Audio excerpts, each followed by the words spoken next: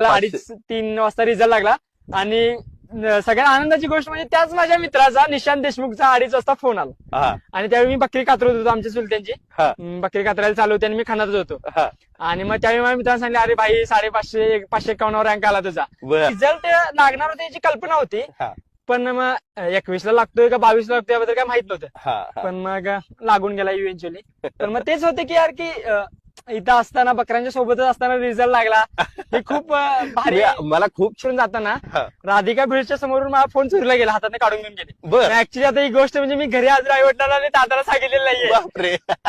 त्यांना एवढं सांगितलं की मला फोन बंद पडलाय. गेल्यावर पण तू पोलीस स्टेशनला गेला, तिथे पण काय झालं होतं? ऍक्च्युली म्हणजे सुरुवातीला आम्ही पोलीस स्टेशनला गेल्यानंतर त्यांनी तर आम्हाला काय म्हणजे भावच नाही दिला आणि मला ठीक आहे जावा म्हणजे त्यांच्याशी नॉर्मल सिच्युएशन. मला आता ह्या पोलिसांना सांगायचंय की तुम्ही ज्याची तक्रार घेतली नाही ना तो आता IPS अधिकारी झालाय, लक्षात ठेवा.